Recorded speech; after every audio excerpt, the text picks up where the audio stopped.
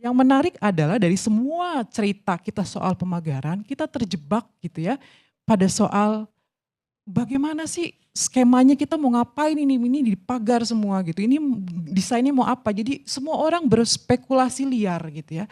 Padahal sebenarnya yang kita tunggu saat ini adalah pengakuan jelas dan terang dari KKP misalkan ya, yang mengatakan bahwa ini mau diapain dengan dipagar gitu. Itu saja sebenarnya kita mau tahu, laut ini dipagar repot-repot sepanjang 30,16 kilo dengan modal yang nggak mungkin dikeluarkan oleh nelayan. Ini buat siapa? Ini adalah pemain besar. Itu. Permasalahannya adalah ketika Agustus 2024 DKP sudah menerima laporan dan sudah tahu ada pemagaran, September 2024 PSDKP, Polsus, kemudian juga DDKP turun melakukan peninjauan, tapi sampai detik ini tidak ada satupun nama yang keluar. Ini buat apaan dan punya siapa? Ini bukan permainan ece-ece ini. Nggak mungkin ini permainan kecil ini. Kita fair-fairan aja, terbuka, ayo gitu. Ini yang sebenarnya kami tunggu. Seharusnya respon KKP adalah bukan disegel, bongkar gitu. Mohon maaf kalau saya galak, karena memang ini bukan saya yang bicara tentang pembongkaran. Kawan-kawan saya yang ada di daerah-daerah yang berkonflik yang kemarin saya sebutkan, kemarin juga ada kawan saya dari Kendal, Jawa Tengah mengatakan itu bongkar. Kalau narasi yang dibangun ini soal breakwater itu bohong.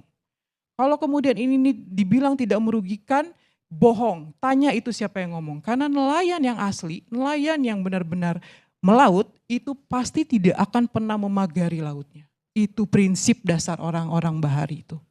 Gitu ya. Terus yang selanjutnya adalah, dari semua hal ini, memang kenapa baru mencuat sekarang gitu ya. Coba dicek sama-sama gitu, sama-sama jujur kita. Ini kan ada 6 kecamatan gitu ya, yang melintasi banyak daerah gitu. Kami memang ada beberapa random sampling, kami tanya ke beberapa komunitas, kenapa tidak melakukan protes dan lain-lain. Mayoritas dari mereka adalah berangkat dari rasa takut gitu ya, karena memang dan mereka bingung mereka mau protes kemana dan lain-lain gitu ya.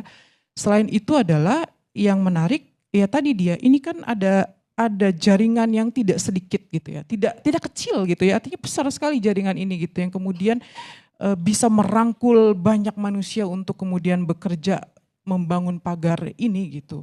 Artinya juga kita lihat kondisi ada beberapa masyarakat yang mungkin pada saat itu kesulitan ekonomi, mau tidak mau mereka melakukan, dan tahu atau tidak uang yang 100.000 kita bilang kita sering keluar itu ternyata beda kok, di daerah kecamatan lain ada yang 120 gitu. Ini beda sebenarnya, ini permainan yang nggak sedikit gitu. Ini masyarakat ditempatkan pada posisi di mana mereka adalah tidak bisa melakukan penolakan karena tidak tahu. Masalahnya adalah orang-orang yang menolak tapi mereka tidak punya ruang, ini adalah silent majority yang kemudian nggak pernah keluar ke ruang publik. Itu yang penting untuk digarisbawahi. Berapresiasilah pada orang yang nelayan-nelayan yang memang masih berani vokal untuk bersuara. Yang terakhir mungkin mau saya sampaikan bahwa yang kita rindukan dari negara ini ketika merumuskan satu kebijakan adalah adanya meaningful participation atau partisipasi utuh dari nelayan untuk merumuskan suatu kebijakan.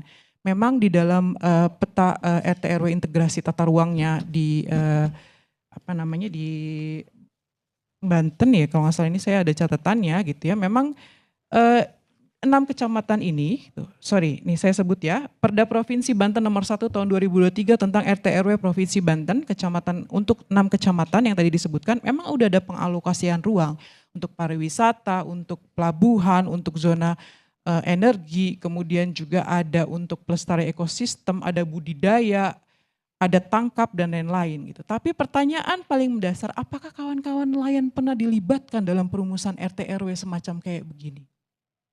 Pertanyaan paling mendasar, karena saya yakin di dalam rencana zonasi wilayah pesisir dan pulau-pulau kecil yang pernah dimiliki di Indonesia sekalipun sebelum diintegrasikan, nyaris 30 RZWP 3K tidak pernah melibatkan nelayan.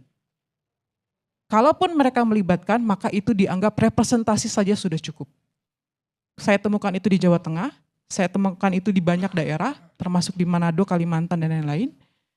Artinya memang meaningful participation itu penting. penting gitu loh. Mereka ini right holder, nggak bisa diwakilkan oleh segelintir orang ya nggak pernah tahu cara melaut. Karena mereka yang paling tahu cara melautnya. Mereka yang paling tahu cara mengelola hidupnya gitu. Nah ini yang kemudian harus dipertanyakan di dalam rumusan tata ruang ini adalah apakah memang mereka pernah dilibatkan. Dan terakhir adalah kita tidak terjebak pada soal ini beneran punya siapa dan siapa. Memang kita butuh tahu gitu, kita jadi tahu aktornya. Tapi yang terpenting adalah berani nggak KKP melakukan hal yang lebih progresif ketimbang hanya menyegel. Karena kita butuh dibongkar, bukan disegel.